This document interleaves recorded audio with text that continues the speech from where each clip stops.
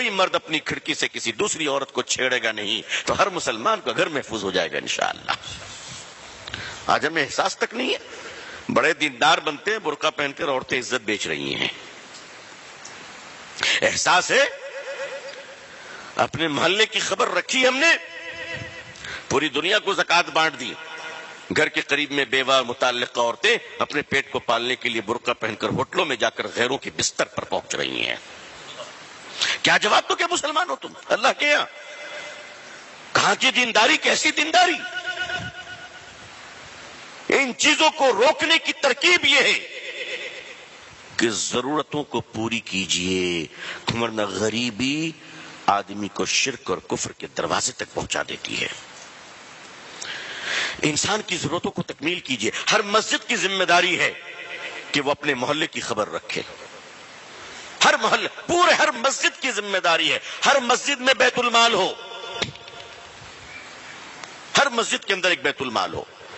ہمارے محلے میں بیوہ کتنی ہے، طلاق شدہ کتنی ہے، معذور کتنے ہیں، بزرگ کتنے ہیں، ریٹائرڈ کتنے ہیں، یتیم بچے کتنے ہیں، تاکہ وہ لوگ بھیک نہ مانگیں، ڈراپ آؤٹ نہ کریں، عزت عصمت نہ بیچیں، ان سب کو وظیفہ جائے، ان کو ایک مناسب جاب مل جائے، کام مل جائے، ان کی عزت و آبرو کا خیال کیا جائے۔ آج ان کی غریبی کا فائدہ اٹھاتے ہوئے مسلمان عورتوں کو لون دیے جا رہے ہیں اور سود کے نام پر ان کو لوٹا جا رہا ہے، اور وہ عورتیں جب پیسہ نہیں دے پا رہی ہیں تو ان کو ہوٹلوں میں بلا کر ان کی عزتیں تار تار کی جا رہی ہیں،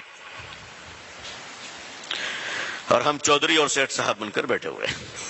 بولیے یہ سب ہو رہا ہے کہ نہیں ہو رہا ہے؟ بتائیے گراؤنڈ ریالٹی ہے کہ نہیں؟ یہ اس کو آپ روکیں گے نہیں، نسلیں برباد ہو جائیں گی، نسلیں برباد ہو جائیں گی۔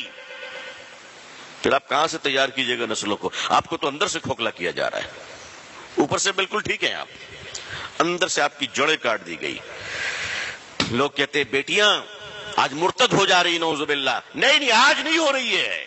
حضرت تھانوی کے سامنے حضرت تھانوی علیہ رحمہ سے کسی نے کہا حضرت فلاں آدمی کفر پہ مر گیا، حضرت نے فرمایا نہیں، کفر پہلے آئی تھی، ظاہر اب ہوا ہے۔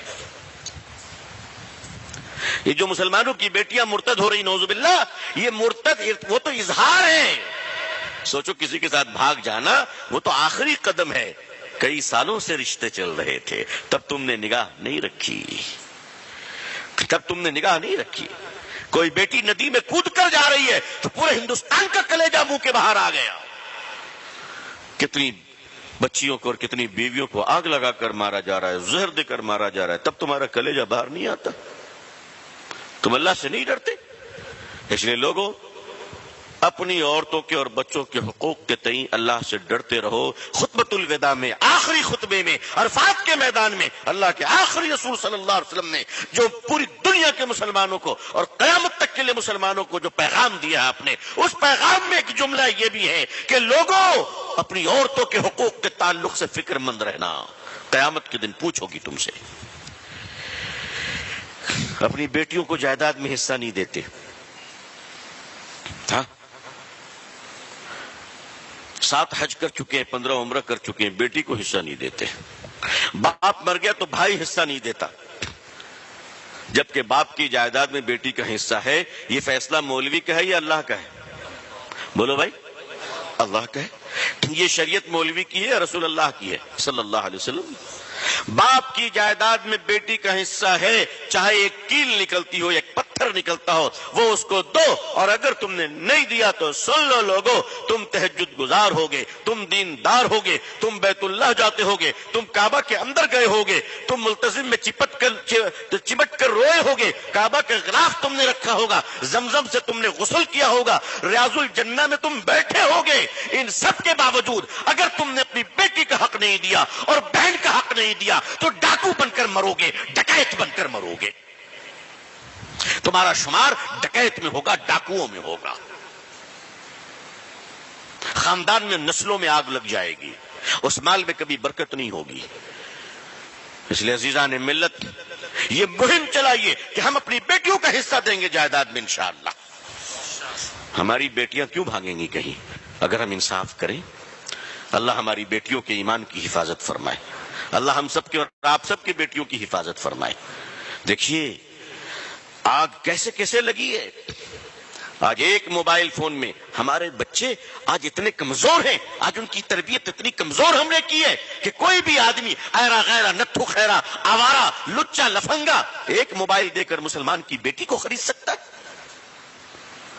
اتنا نیچے اور اتنا گھٹیا ہو گئے ہم، اتنا نیچے گر گئے ہم کہ ایسا تو نہیں کہ ہماری کمائی مشکوک تو نہیں ہے؟ نعوذ باللہ. غور کرنے والی بات ہے. آج ہزاروں لاکھوں مسلم بچیاں کہیں اگر چلی جا رہی ہیں تو مسلمانوں تم اس کے لیے جواب دہ ہو، میری پوری قوم جواب دہ ہے. مالدار اپنی بیٹی کی شادی میں دیکھ پر دیکھ چڑھاتا ہے، ایم پی پہ ایم پی کھا رہے ہیں، ایم ایل اے پہ ایم ایل اے آ رہا ہے، کاؤنسلر آ رہے ہیں، سارے لوگ آ رہے ہیں. واہ واہ کیا پنڈال ہے، کیا خرچ ہے. دو دیکھ کھانے جو ہے وہ ضائع بھی ہو گئے، برباد بھی ہو گئے، کھانا پھینکا جا رہا ہے، کھایا جا رہا ہے، گرایا جا رہا ہے. اور وہ پیسوں کی بہتات ہے اور وہ پیسوں کی فراوانی ہے اور وہ دکھاوا اپنے مالداری کا، اور بارات آ رہی ہے اور پٹاخے اور آتش بازیاں ہو رہی ہیں اور بڑے بڑے قیمتی حال اور ہوٹل لیے گئے ہیں. اور وہیں پر اگر کوئی مسلمان بچی اپنی غربت کی وجہ کر شادی نہیں ہو پا رہی ہے اور اس کا غریب بوڑھا باپ مسجدوں میں کھڑا ہو کر کہتا ہے کہ میرے بھائیوں میری بیٹی کی شادی ہے، مدد کرنے کے لیے مجھے کچھ بھیک میں دے دو تاکہ میں اپنی بیٹی کی شادی کر لوں. جس قوم اور سماج میں ایک مسلمان اپنی بیٹی کی شادی کرنے کے لیے مسجدوں میں بھیک مانگتا ہو، اس قوم کے مالداروں کو ڈوب مرنا چاہیے، ڈوب مرنا چاہیے. غیرت آنی چاہیے، شرم آنی چاہیے. آپ پورے ہندوستان کو پیسہ بانٹو، میں منع نہیں کرتا، لیکن کیا آپ کے احمد آباد کی غربت غریبوں کا خیال ہو گیا؟ آپ کے یہاں کے بیوہ اور طلاق شدہ اور معذور اور مجبور اور یتیم بچے ساروں کی کفالت ہو چکی ہے؟ آپ سے پوچھا جائے گا. آپ کے پڑوسیوں کے بارے میں، آپ کے شہر کے بارے میں آپ سے پوچھا جائے گا.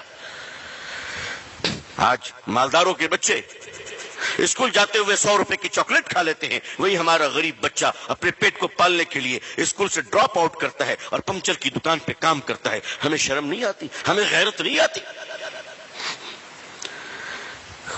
جب تک ہمارے دل میں حضور صلی اللہ علیہ وسلم کی امت کے لیے درد نہیں ہوگا، خیر خواہی نہیں ہوگی، حکمراں بھی ہمارے لیے مہربان نہیں ہوں گے.